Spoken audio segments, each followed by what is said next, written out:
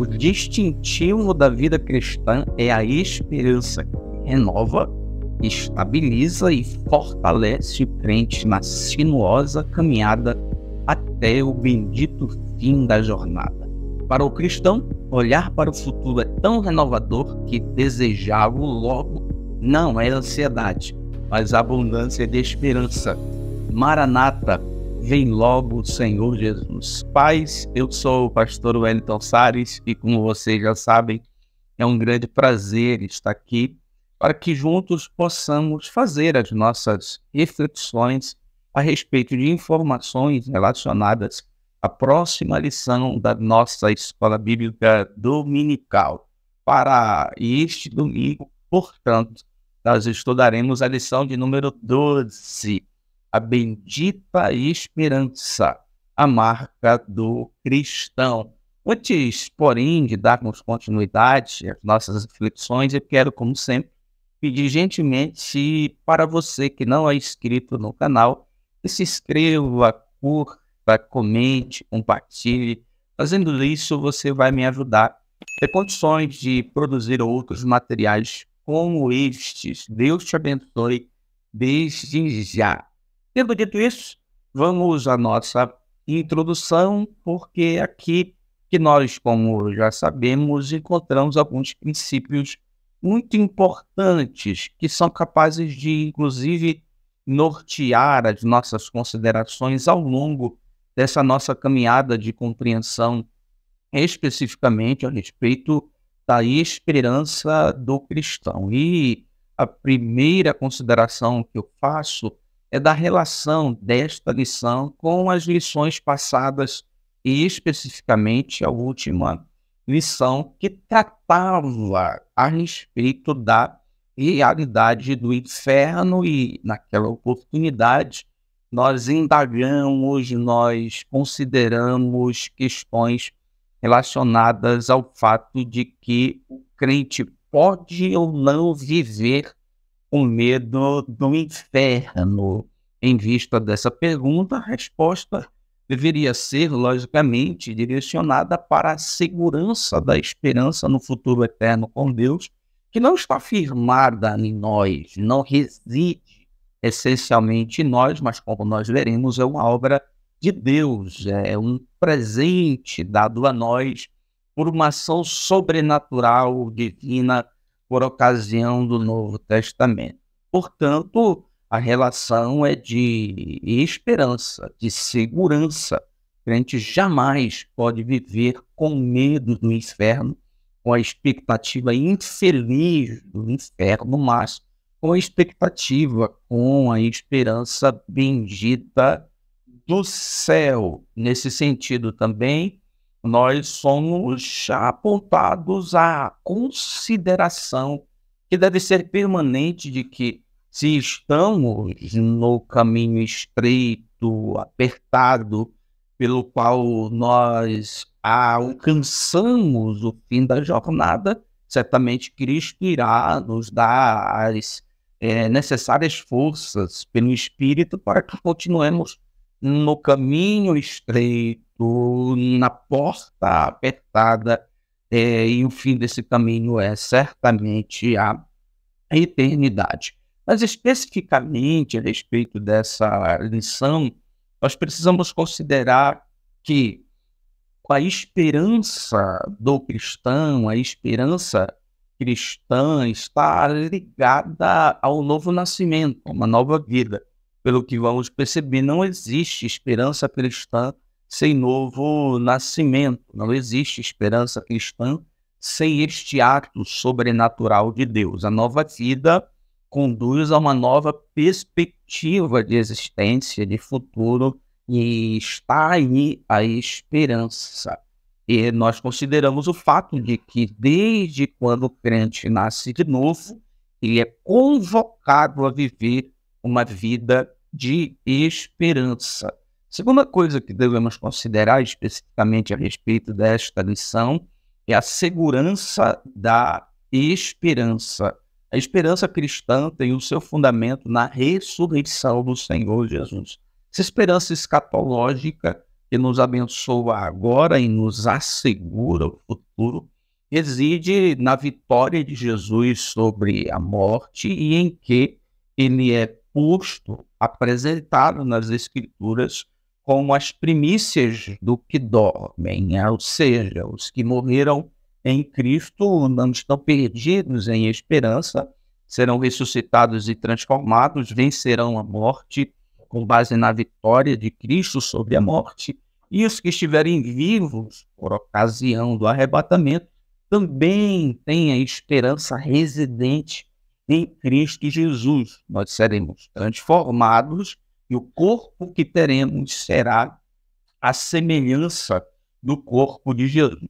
Percebam que a segurança da nossa esperança reside no Cristo vitorioso, no Cristo que ressuscitou ao terceiro dia, no Cristo vivo. Além disso, nós devemos, em último lugar, a respeito especificamente desta lição, considerar a autoria e o poder da esperança.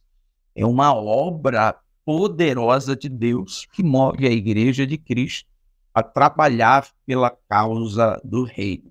O autor da esperança é o próprio Deus, e nós já fizemos essa consideração do aspecto sobrenatural da esperança que ocorre quando nós visualizamos também este ato sobrenatural de Deus por ocasião do novo nascimento. O novo nascimento traz consigo uma nova e bendita esperança, porque conduz para um novo futuro. Esta esperança também se apresenta como poderosa, eficaz.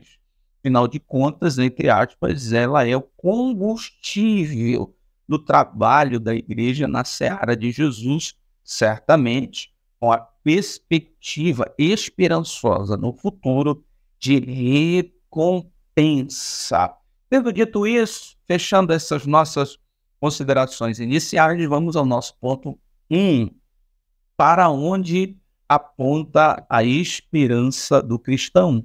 A esperança é uma realidade humana. Em vista disso, existem uma variedade de perspectivas a respeito da esperança que o homem, que o ser humano tem consigo. Em outras palavras, quando nós nos dispomos a estudar sobre o assunto, sobre o tema esperança, se apresenta para o estudante da palavra de Deus a perspectiva bíblica da esperança. Isso não significa dizer que não existam outras perspectivas que também lidam com a esperança. Mas o que nos interessa, pelo menos nesse momento, é considerar algumas perspectivas desesperançosas. E a primeira delas é a perspectiva existencialista. Não há nada além, segundo essa perspectiva, apenas esta dura realidade. Portanto, não há lugar para a esperança. A perspectiva existencialista aponta o ser humano como alguém fadado à submissão das dores, dos dilemas, dos complexos, ou das complexidades da existência. Uma espécie de vítima desta dura realidade. E tudo se acabará por aqui. Não existe uma realidade esperançosa, não existe uma vida além. Tudo termina na sepultura. Logo, não há lugar para o ser humano que vê o mundo pela perspectiva existencialista para ter esperança. Não há esperança nessa perspectiva. Nós podemos considerar também a perspectiva evolucionista. Não há nada além, apenas esta realidade animalesca, animal, biológica, desprovida de participação criadora divina, portanto, sem um fim divino. É sabido que a perspectiva evolucionista retira forçosamente Deus do cenário da criação. Nós veremos que Deus é o autor da esperança. Logo, se ele é tirado dessa realidade existencial do ser humano, nós não teremos um fim esperançoso. O Deus da esperança, o Criador, aquele que poderia conduzir sua criatura para um fim bendito, não existe. Portanto, na teoria, na perspectiva evolucionista, não há lugar para, teoricamente, estas subjetividades, esses sentimentos que conduzem o ser humano para uma vida além esperançosa com Deus, porque nessa perspectiva não há Deus. Nós poderíamos citar também a perspectiva, eu diria, inclusive, econômico-social, que é a perspectiva capitalista. Não há nada além da perspectiva pragmática, resultado, capital, recurso, economia. A esperança é o resultado. Há quem diga que o homem, nessa perspectiva, é visto apenas como uma peça, que enquanto funcionar bem, é válido, é bem recebido, é incluído, é valorizado. À medida que essa peça não funciona bem, ela é automaticamente, de maneira selvagem, descartada dessa perspectiva funcional de resultados, como queiram, pragmática, do capitalismo. Portanto, não há esperança, só há esperança agora, uma esperança material, uma perspectiva de resultados. Fazendo menção da perspectiva existencialista, fazendo menção da perspectiva evolucionista, fazendo menção da perspectiva, eu diria, econômica, social, capitalista, o ser humano hoje é visto como alguém que tem problemas seríssimos em relação à esperança. É um homem desesperançoso, vazio de esperança. Nesse cenário, eu diria, de treva, de vazio de esperança, a perspectiva cristã se mostra como uma luz redentora, como uma luz renovadora, como uma luz capaz de curar as enfermidades que são explicadas pela ausência da esperança. Porque a perspectiva bíblica é esperançosa. A perspectiva bíblica a respeito do homem, a gente poderia chamar de antropologia bíblica, é esperançosa. Ela tem uma mensagem, a esperança. No final de tudo, as coisas irão se dirigir conforme o bendito plano de Deus para o seu povo. A perspectiva cristã recoloca Deus no trono, recoloca Deus na posição de Criador, portanto, autoridade legal para governar o mundo e conduzir o mundo segundo o seu soberano e excelente plano. O soberano e excelente plano de Deus para o seu povo é bendito. Portanto, crer na existência, na criação, no governo de Deus, que é uma perspectiva cristã, é crer em esperança. Primeiro subponto, a esperança cristã.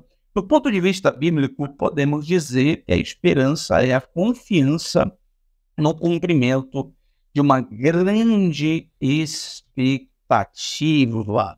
Nesse sentido, há alguns aspectos da esperança no Novo Testamento. O primeiro deles é o símbolo. Como o Novo Testamento, algumas vezes, menciona, expressa a esperança. E, de maneira mais significativa, o grande símbolo da esperança no Novo Testamento é o da âncora, que é possível ser percebido especificamente na carta aos Hebreus, capítulo 6, versículo 19, a qual temos como âncora da alma, segura e firme, que penetra até o interior do véu. É interessante, eu abro um parêntese para fazer este comentário a respeito do versículo. Enquanto a âncora dos navios representa um objeto pesado que desce, a âncora da alma parece ser leve, mas igualmente segura, mostrando outra direção. A âncora da alma do cristão sobe, penetra os céus, está ancorada em Cristo Jesus. Portanto, o que nos dá força, estabilidade, firmeza, não nos deixa mover em meio às tempestades, está na perspectiva do céu. O céu é que nos sustenta. Outro aspecto da esperança é o fundamento da esperança. A esperança apresentada no Novo Testamento é ligada fundamentalmente ao Evangelho de Cristo, que é uma mensagem de esperança, é porque ela é tida como boa nova, boa notícia, deixando claro que Jesus é sua maior esperança, ou seja, nós temos uma esperança personificada. A esperança cristã não é uma esperança tola, não é uma esperança desprovida de consciência, não é uma esperança desprovida de razão. Muito pelo contrário, ela é transbordante, ela sobeja consciência e razão. A esperança cristã está no Evangelho, uma notícia boa, e está em Cristo Jesus. E também, em se tratando de aspectos da esperança no Novo Testamento, nós temos o que nós reconhecemos como os pilares da esperança. Primeiro pilar, Cristo é a fonte da nossa esperança. Segundo, na mensagem de vida eterna. Terceiro, na esperança da ressurreição. Quarto, na volta de Cristo Jesus para nos buscar. Quinto, na transformação para sermos no futuro como Cristo é. Então, percebam que a esperança ela começa na terra e vai sendo conduzida para os acontecimentos futuros, especialmente para esse, eu diria, universo de existência cristã, que é o céu juntamente com Jesus. Segundo subponto, a esperança nas cartas do apóstolo Paulo, e aqui nós seremos apresentados a uma perspectiva, a uma visão de mundo, a uma visão de vida cristã, nós podemos chamar de paulina, porque é muito específico da vida pessoal do apóstolo Paulo, e isso fica claro em Romanos capítulo 5, versículo de número 3, em que ele encara as tribulações apenas como um instrumento capaz de produzir esperança, e uma esperança firme, uma esperança que não traz nenhum tipo de escândalo, confusão, nenhum tipo de instabilidade à fé. Porque no coração do cristão não há lugar para esse tipo de sentimento muito típico de corações desesperançosos, porque o nosso coração já está cheio do quê? Do amor de Deus, segundo o apóstolo Paulo, que foi derramado em nossos corações pelo Espírito de Deus. Portanto, não há lugar no coração do que foi cheio do amor de Cristo pelo Espírito para a confusão resultado da desesperança. Nosso coração já está cheio do amor de Cristo, onde reside, onde fundamenta a nossa perspectiva esperançosa de absolutamente tudo. E segundo o apóstolo Paulo, a esperança na ressurreição dos mortos em Cristo, Atos 23, 6 e 1, 1 Tessalonicenses 4, 13 e 14, Paulo fala da esperança do cumprimento da promessa, Atos 26, 6 e 7, Paulo fala da esperança da justiça, Gálatas 5, 5, Paulo fala da esperança do Evangelho, Paulo fala da esperança do arrebatamento da igreja, esperança da vocação, esperança da vida eterna, e finalmente ele fala da esperança do aparecimento da glória de Deus do Senhor Jesus.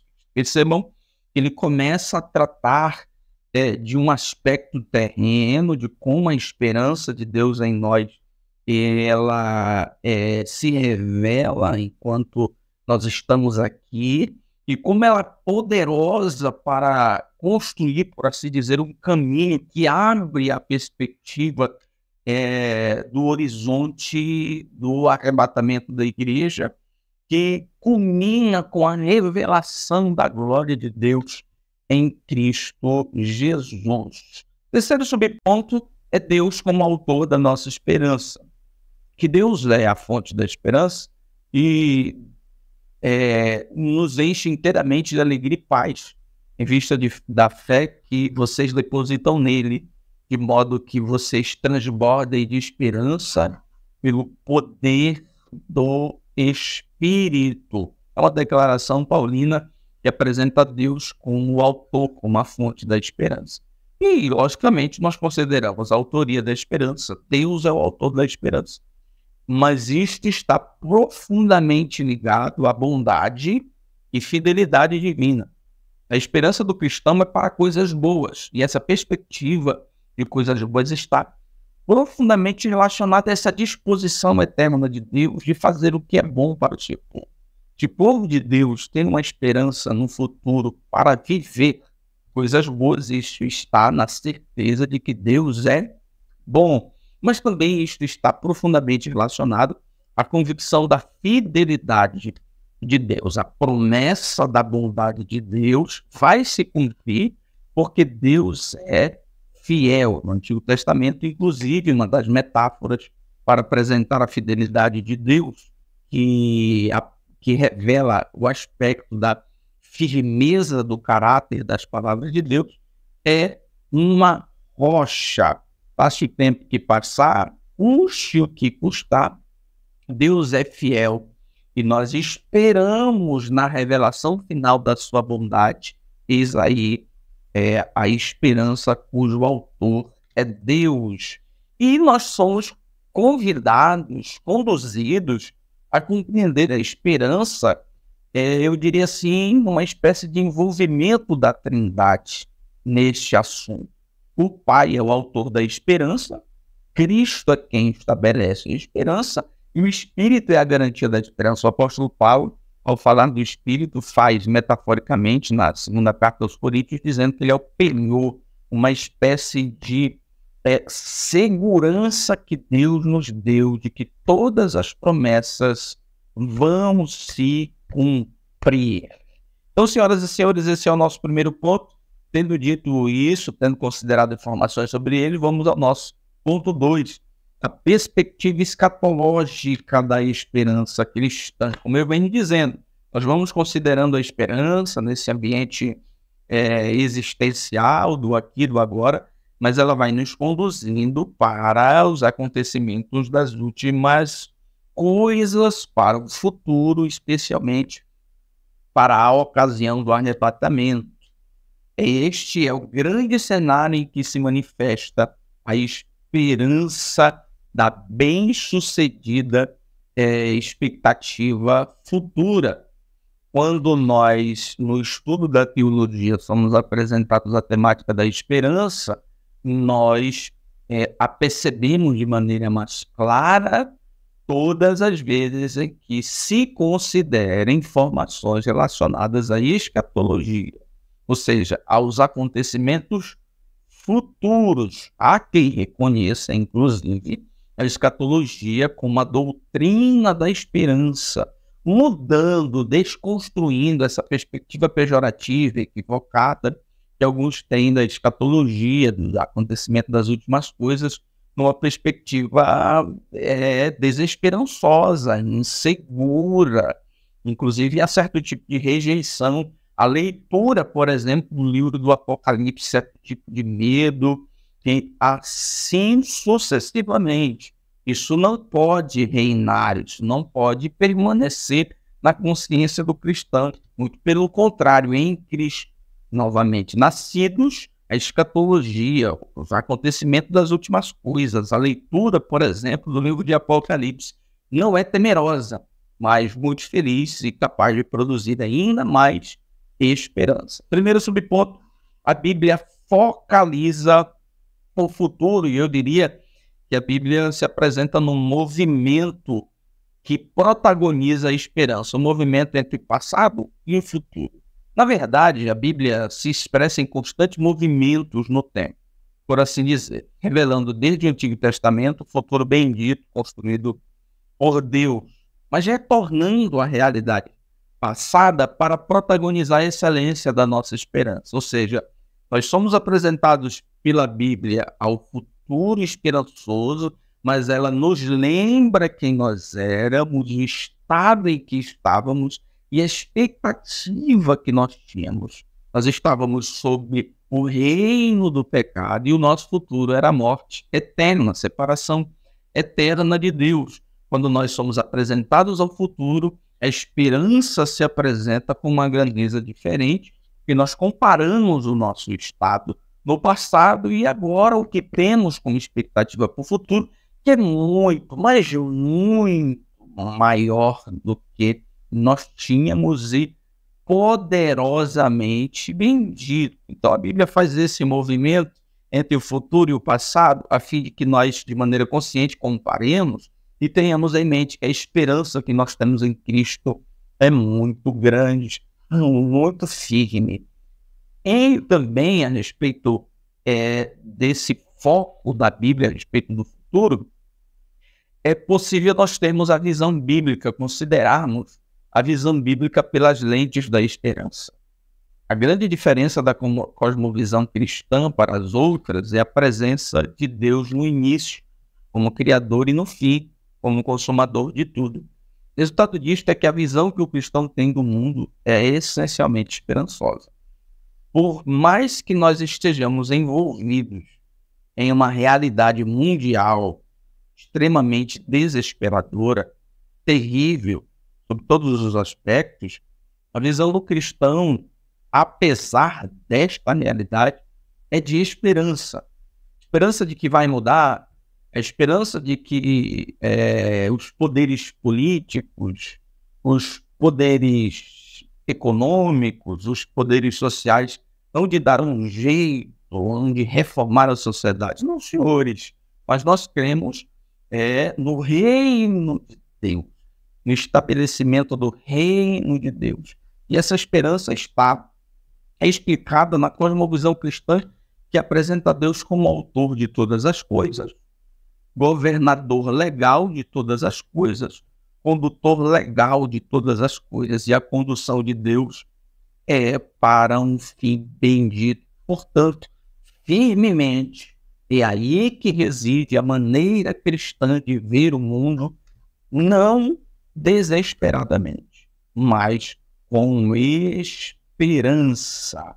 Segundo subponto, a esperança no porvir traz consolo e alegria ao crente. O grande gozo que o estudo da escatologia traz para nós, que somos salvos em Cristo Jesus, é a certeza de que iremos participar do seu reino eternal no futuro. Perceba que quando nós vamos falando de esperança, o tema esperança traz consigo a temática do reino de Deus. Porque, mais uma vez, nós somos conduzidos a fazer a comparação entre a realidade existencial, social, política, econômica em que nós estamos inseridos, extremamente desesperadora e com uma previsão ainda mais terrível, desesperadora, uma condução das coisas que, como nós observamos, não traz boas notícias, mas ao lado disso nós temos a possibilidade de olhar para frente, considerar nossa cidadania celestial e crer no reino, no estabelecimento do governo de Deus no mundo e na habitação eterna na nova cidade, na nova Jerusalém. E isso nos faz olhar para o futuro de maneira esperançosa. A esperança do porvir pode ser classificada como o seguinte: para os mortos, a ressurreição; para os vivos, transformação; para a igreja, o reino; para os injustiçados, a justiça; para os que sofrem, consolo; para os trabalhadores, recompensa; e para os atribulados, para os pressionados pelas tribulações da vida, um peso de glória. Então, a esperança do porvir, como vocês já começam a perceber, é extremamente renovadora. Terceiro subponto: por que uma doutrina de esperança? E aqui nós vamos ver a fé como essa marca diferenciadora, como esse distintivo do cristão. A doutrina da esperança aponta para uma vida com um propósito para o crente. Ele passa a saber a razão de estar aqui neste mundo, como também para onde vai depois que não mais no mundo estiver.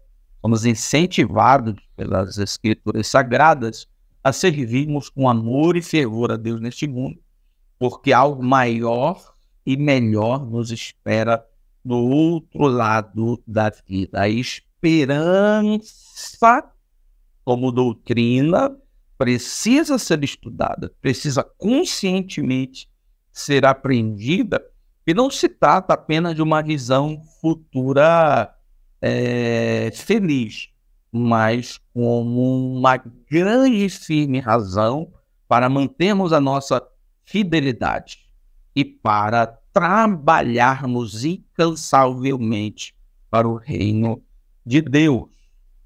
Porque temos esperança é que as tribulações não irão nos mover da nossa fé.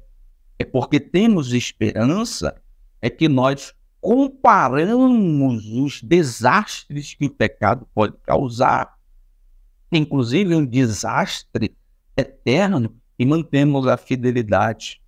Porque nós temos esperança é que nós não precisamos do reconhecimento dos homens, do aplauso dos homens, para fazermos o trabalho que Deus nos chamou para fazer. Porque nós acreditamos que receberemos a recompensa de toda a nossa fidelidade, de todo o nosso trabalho, por ocasião do arrebatamento da igreja. Então é necessária uma doutrina de esperança que serve como incentivo à fidelidade e ao serviço cristão. E em terceiro e último lugar, nosso terceiro ponto, a esperança cristã como âncora da alma. A ideia central dessa palavra é que ela quer exprimir e expressar apoio, estabilidade, segurança e firmeza. Crente que não tem esperança é como nuvem levada pelo vento. Crente que não tem esperança é como as ondas do mar, que vêm e que vão. Crente que não tem esperança é como as espumas das águas, aparecem e desaparecem. Mas crente que tem esperança é marcado por estabilidade, segurança e firmeza. Acho que tem que passar, aconteça o que acontecer, ele está lá na mesma esperança. Primeiro subponto, nossa esperança como âncora. E é claro, nós chamamos a atenção para a estabilidade em meio à tormenta. Ter âncora e lugar para ancorar é estar firme. E o lugar onde nós ancoramos é Cristo. As águas vão se agitar, mas nós estamos seguros. Seguros não aqui. Nossa âncora não desce. Nossa âncora é erguida. Ela alça, entre aspas, voo para uma direção distinta das âncoras comuns. Nossa âncora está firmada nos céus. A estabilidade do cristão vem de cima. Por que a esperança do crente é melhor? Por que a esperança do crente é melhor?